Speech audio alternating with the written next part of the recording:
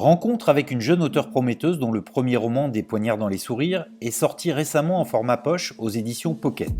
Cécile Cabanach a répondu à nos questions à l'occasion de la sortie de Requiem pour un diamant. Pouvez-vous pitcher Requiem pour un diamant ? Un homme est retrouvé sauvagement assassiné dans son appartement de Versailles. C'était un joaillier réputé dont l'épouse a mystérieusement disparu. Virginie Sevran et Pierre Violet vont débuter une enquête qui va assez rapidement mettre en doute l'honorabilité du joaillier, qui s'était depuis peu accoquiné avec le milieu des trafiquants de pierres. De Moscou à Paris en passant par Anvers, on va découvrir les multiples facettes de ce meurtre sanglant. Peut-on dire que Requiem pour un diamant est la suite de votre premier livre ? Requiem pour un diamant n'est pas un tome 2, ce n'est pas une suite directe des Poignards dans les sourires, même si on y retrouve les mêmes héros. Ce sont des personnages auxquels je me suis attachée et j'ai eu envie de les situer dans une autre ambiance, à une époque plus contemporaine. Mais on peut tout à fait débuter la lecture par Requiem pour un diamant et suivre avec des Poignards dans les sourires pour comprendre un peu la genèse de la complicité de ces deux personnages. Pourquoi avoir situé l'action de votre deuxième roman dans l'univers de la joaillerie ? L'univers des diamantaires, c'est un univers qui me passionne depuis très longtemps. Et, c'est un milieu qui est très fermé, très secret, et qui fait pas mal rêver, voire fantasmer.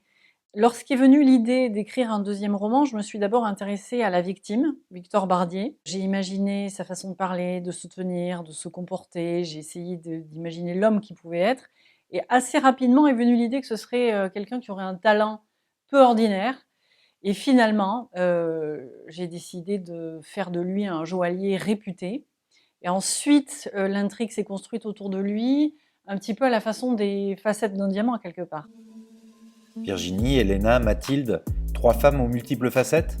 En tant que lectrice, il m'est arrivé parfois d'être un peu frustrée à la lecture de certains romans, du fait finalement de la caractérisation de personnages féminins qui étaient parfois un peu secondaires ou unidimensionnels. La femme, la séductrice, la mère.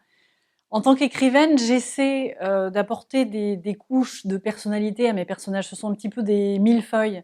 Je prends beaucoup de plaisir à les façonner, mais je prends tout autant de plaisir à façonner les personnages masculins. J'essaie d'établir un équilibre entre eux. Comment avez-vous imaginé le commandant Virginie Sevran ?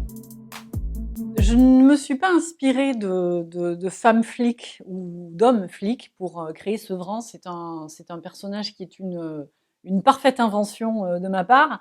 Ce qui est important pour moi quand j'ai créé le personnage de Virginie Sevran, c'était que ce soit une femme forte, chef de groupe si possible, avec des responsabilités, mais je la voulais aussi pleine de doutes et de fragilité, mais qu'elle tient quand même à garder secrète et qu'elle ne révèle qu'à certaines personnes.